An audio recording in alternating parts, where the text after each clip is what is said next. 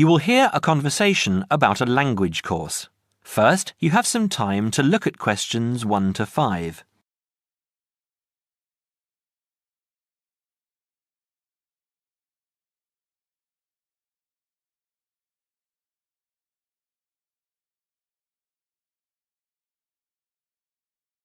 You will see that there is an example that has been done for you. On this occasion only, the conversation relating to this will be played first. Good morning, Borgheimer Language Courses. How may I help you? Oh, yes. I contacted you some time ago about following a German course in Germany, and you advised me to take your placement test before we go any further. Well, I've done that now, so I'd like to go ahead with booking the course for this summer, if that's possible. Certainly, sir. You said you took the placement test. What was the result? I was placed at the O3 level. O3. Right. That's lower intermediate. Fine, Mr. The answer is Level 3 or Lower Intermediate, so the course level has been filled in for you. Now we shall begin. You should answer the questions as you listen, because you will not hear the recording a second time. Listen carefully and answer questions 1 to 5. Peterson. John Peterson. Could you spell that for me, please, Mr. Peterson? P-E-T-T-E-R-S-S-O-N.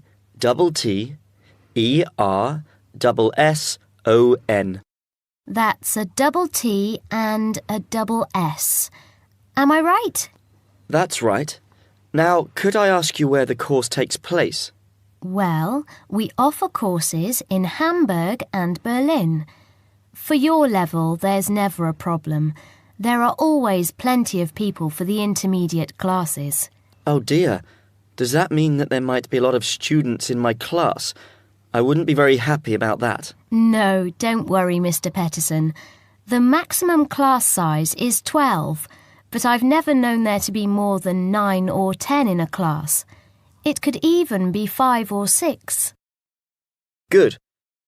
Actually, I'd prefer to study in Berlin. And how long is the course? 3 weeks, 5 hours a day. 2 hours only on Saturday. Sundays free. I see. And what about accommodation? There you have a choice, Mr. Peterson. You can either stay with a German family who are used to having such guests, or you can stay on the university campus, or we can book you into a nearby bed and breakfast. Is there a big difference in price? Not really. Staying with the family works out the cheapest, and the bed and breakfast is a bit more money. Staying on the university campus comes somewhere between the two price-wise, but Berlin is not too expensive anyway. Which do you recommend? Well, if you want to practice your German and be part of a German family, I would recommend staying with a family. Our families are all hand-picked, and we've never had any sort of complaint. Yes, I'll probably do that then. What are the dates of the course? The first summer course starts on the 1st of June in Hamburg and a week later in Berlin, which is what would concern you as you have chosen the Berlin course. That's the 8th of June. The next course would begin on the 2nd of July and then... The 2nd of July course would be perfect for me. Can you put me down for it now? Certainly, Mr. Peterson. Can I have your address, please? 26 Mayfield Drive, Orpington, Kent. I'm afraid I can't remember the postal code. Don't worry, Mr. Peterson. I'll check on it. Before you hear the rest of the conversation, you have some time to look at questions 6 to 10.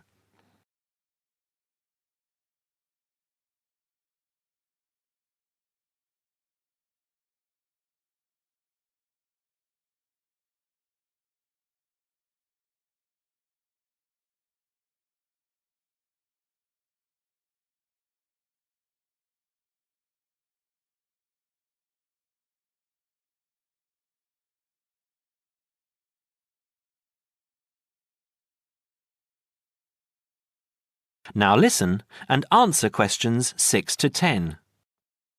There are a couple of other things I'd like to ask. Certainly. What do I need to bring on the course? Well, apart from the obvious, you'll need our textbooks. I'll email you the name and publisher. You should be able to find it in your local bookstore. If you do have problems, call me or email me and I'll see what I can do. We provide the computers, computer disks, translation exercises and all that sort of thing, but you will need a good dictionary. We recommend Langenscheidt, which is more than adequate for your level. You don't have to go and spend a lot of money on an expensive dictionary. Not yet, anyway. Maybe you will when your German reaches a very high standard. That would be very nice. Now, finally, what about the cost of the course? And how do I pay? Would you like to pay that in pounds or in euros? Euros would be fine. In that case, it's 550 euros. You can pay by credit card if you like. Oh dear, I'm afraid I haven't got a credit card. How else can I pay? That's not a problem, Mr. Peterson. You can pay by bank transfer. Fine. By the way, I forgot to mention I am a full-time student. Have you got a student card? Oh, yes. Then that does make a difference, you'll be pleased to hear. You are entitled to 35% off the full price. And if you can persuade a few people to join you, it would work out even cheaper. How do you mean exactly? Well, for every 5 people you find, 1 goes free. In other words, if there are 6 of you, you get 1 free course. Of course, in reality, you would divide up the savings amongst you, presumably. Right. Well, I'll see what I can do. Thank you. Not at all, Mr. Peterson, and I'm sure you'll enjoy the course. There are, of course, sightseeing possibilities. Would you like me to send you our brochure describing them? Yes, thank you. I'd appreciate that. Anyway, thanks for your help. If I want to call back, who do I ask for? Susanna. I'm here most of the time.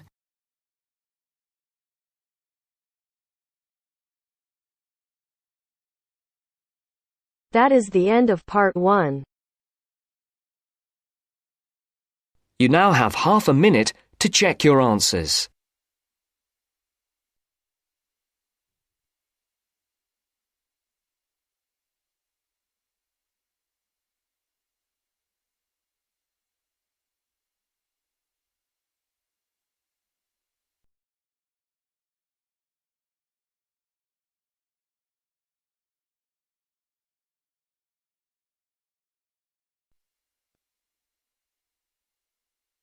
Now turns to part 2.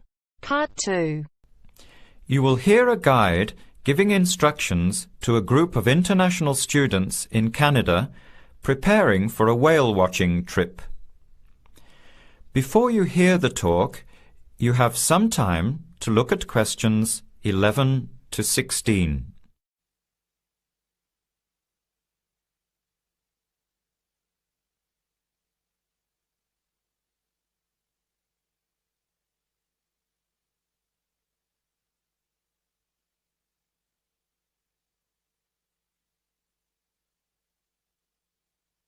Now listen carefully to the first part of the talk and answer questions 11 to 16. Hello, everyone. Glad to see so many happy faces on this wild and windy day. Are you all ready to go looking for whales? I'm Tony, and our other guide today is Dale. We'll be using these 2 rubber boats you see here, and our trip today will take 3 hours.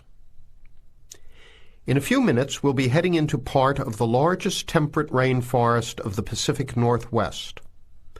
I'll show you our route on the map here. This is where we are now.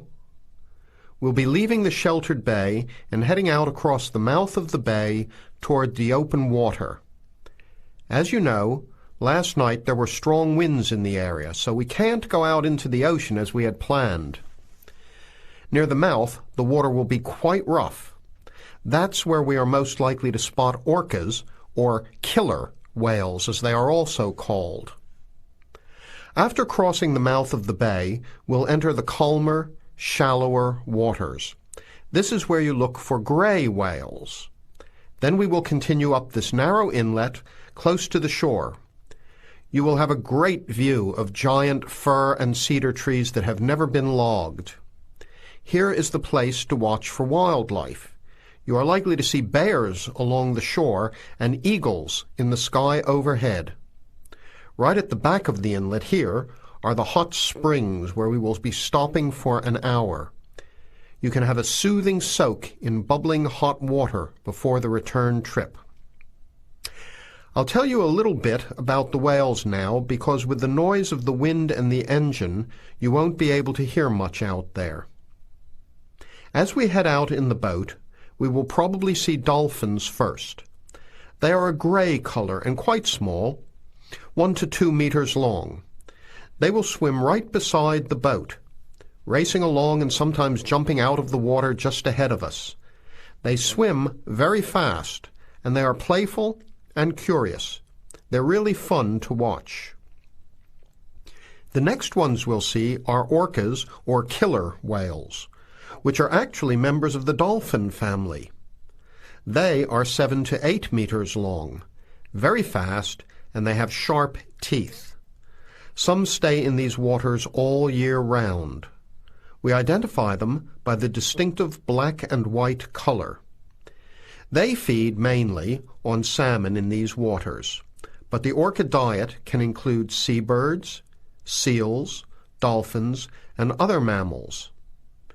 They can be fierce hunters, and this is why they are called killer whales. We should start watching for them as soon as we get out toward open water. We're likely to spot the orcas from a considerable distance. Watch for the black and white marking and mist spouting from the blowholes on top of their heads. Just outside the inlet is where we will probably see gray whales. The grays are migratory. They pass through here twice a year, moving from far in the north where they feed to the warm southern waters where they breed. You are very lucky today because several have been reported in the area. Unlike the orcas, grays are solitary, except when you see a mother with a calf. The gray whales are much longer and heavier than the orcas, 14 meters long, and weighing up to 30 tons. The gray whales are filter feeders, gathering tiny ghost shrimp from the sand at the bottom. We recognize grays from their tail fins because each one is different. Once we find the whales, we'll come up as close as we can safely. We are allowed to approach the whales no closer than 50 meters, but that feels pretty close when you are in the presence of animals this big. You'll see mist coming out of the blowholes when they breathe out, and you'll hear a loud hiss. If we are downwind, we might even be able to smell them, a strong, fishy smell.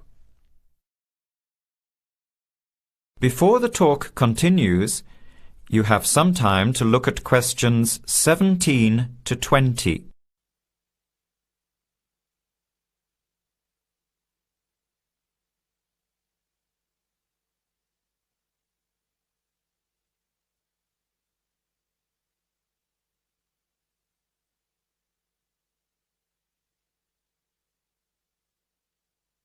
Now, as the talk continues, answer questions 17 to 20. Now, for just a few words of caution. It will be quite bouncy out there, especially in the front of the boat. If you want a smoother ride, stay in the middle of the boat, close to the engine. Hold on to the ropes and keep an eye on any big waves. Be alert so you don't get thrown out of the boat. In case of an emergency, you are all wearing survival suits. They'll keep you warm and dry in or out of the water. They are bright orange for visibility. The water temperature is around 8 degrees. Without these suits, you would only last a few minutes in this cold water. With these suits, your survival time is increased dramatically. They will keep you upright in the water even if you can't swim. But we don't expect anybody to end up in the water, so don't worry. Now, are there any questions? I'm afraid of getting seasick. Right. I was just coming to that. If you think you might get seasick, take one of these patches and put it on your arm at the wrist, like this. It works on pressure points of the body and will relieve seasickness without the drowsiness you can get from pills. Are there any other questions? All right then, let's start loading up the boats. We leave in 5 minutes. That is the end of part 2. You now have half a minute to check your answers.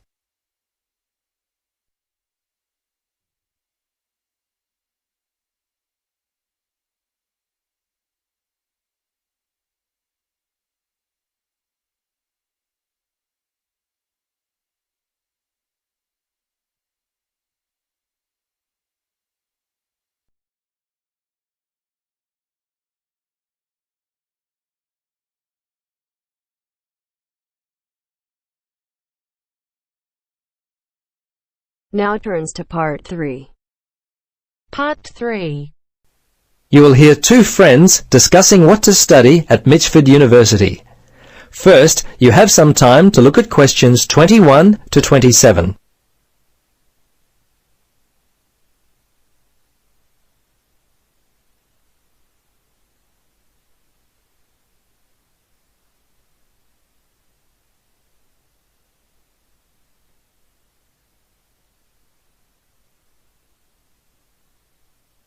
Now listen carefully and answer questions 21 to 27. Hello, Gloria. Hi, Paul.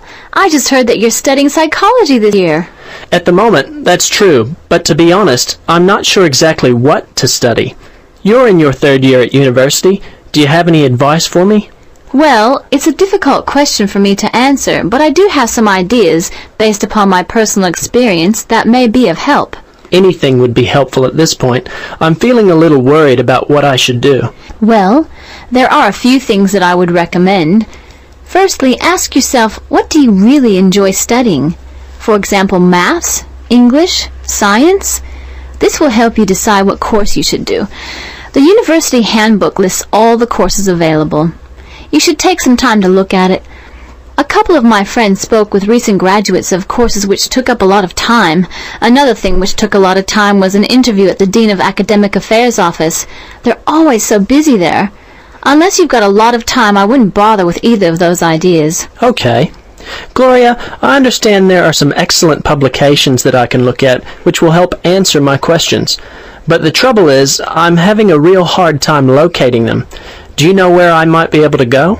Yes, I encountered this very same problem when I was deciding on what to study.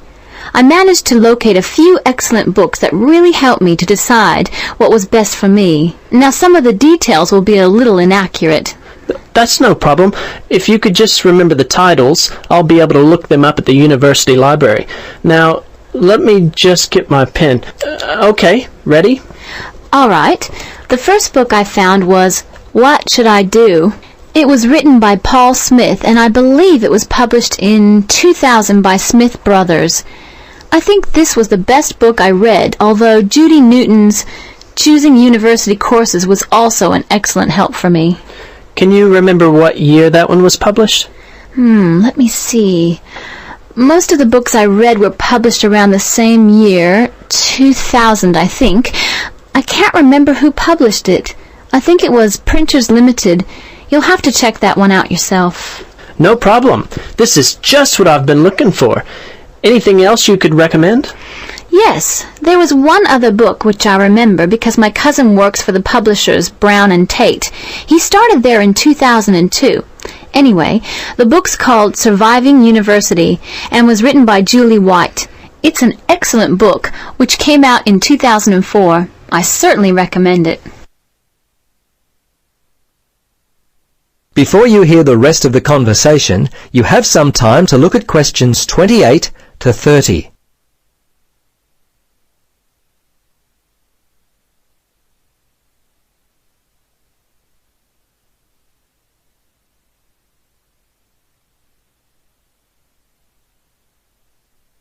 Now listen and answer questions 28 to 30. Gloria, this discussion has been so helpful. I wonder if I might ask one more question. Sure. What would you like to know? Well, I'm wondering why you finally decided to study psychology. Well, what helped me to decide was my interest in working with people. I think that's what you've got to really decide in your own mind. Do people give you energy or do they drain you of energy? I asked my friends what they thought of my idea, and most of them thought it was a good choice. Yeah, you know, I think my parents or family members who know me well would be a good place to start. I think if you like to research subjects, you might prefer to work by yourself. That could help you to decide what area you should study. For me, I like working with numbers, and I knew psychology involved a lot of this, so that also helped me to choose my course of study. The bottom line is you've really got to know what you naturally like to do. Once you work that out, you simply choose areas of study that relate to those things. Well, Gloria, I can't thank you enough for your time. Would you be interested in joining me for a coffee?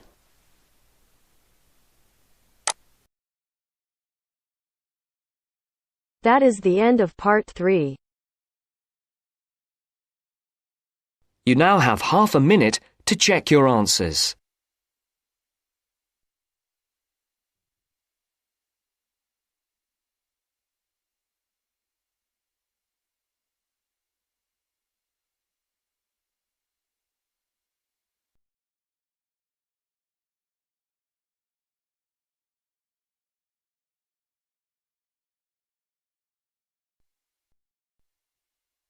Now turns to part 4. Part 4. I'd like to go over some simple security measures today. First, you have some time to look at questions 31 to 40.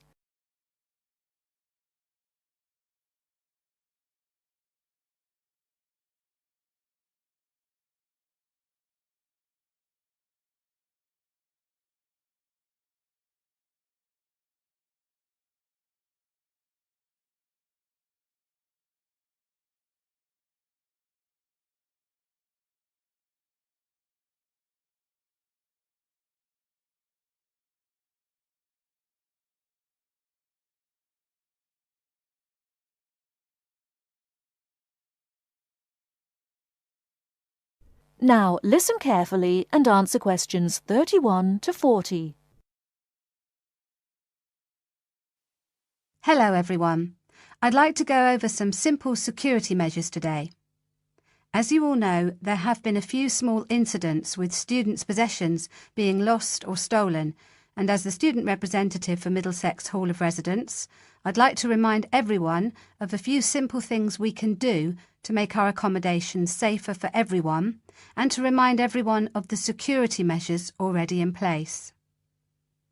First of all, I'd like to go over what security measures are already in or around the halls of residence.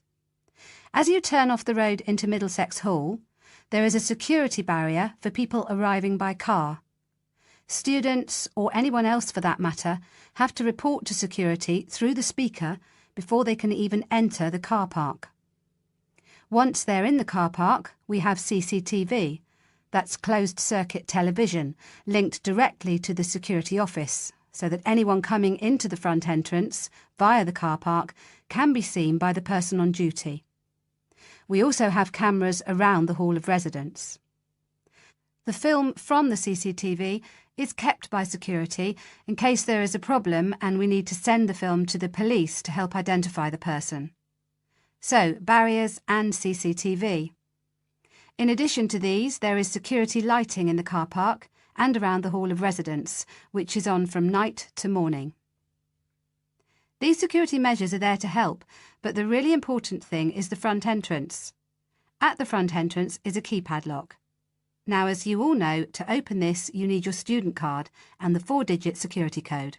As you also know, you should not give this code to anyone you do not know, and you should never let anyone into the Hall of Residence. Remember that for all the security measures we take, if you let someone into the hall, then anything we do to keep students' possessions safe will not help. After the front door, we have the reception desk. Now, this is manned 24 hours a day, but the security guard has a lot to do and may not be there all the time. If you need to call security, go to the nearest phone or call on your mobile. The number is 9666, and they will be with you as soon as they can. The next thing I want to mention are your own personal security measures. By this I mean the locks on your room door and window, your personal alarm and the university bus. All student rooms have a swipe lock that we open with our student cards. Do not leave your room door unlocked if you're going out for a long period of time. And do not leave your card in a place where someone can pick it up and enter your room. This is, of course, common sense, but people still leave their rooms unlocked and still leave their cards around. The next thing is your room window. Everyone has a key for their window, and everyone should try to keep their windows locked when they are out of the building. However, the security guard has told me that he often finds windows open, and even worse, he finds windows open on the ground floor. Please don't do this. It's an invitation to a burglar to enter the hall and take people's things. Finally, 2 more items: personal alarms and the university bus. Now, the Students' Union gives every student their own personal alarm if you go to collect it. A personal alarm is something that gives out a loud noise if you press it when you think you may be in danger. It lets people know where you are and that you need help. The second thing you can do is use the university bus. It takes students from the campus to the town and to other places on campus. It goes every half an hour and it's free, so please try to use it, especially after dark. That is the end of part 4. You now have half a minute to check your answers.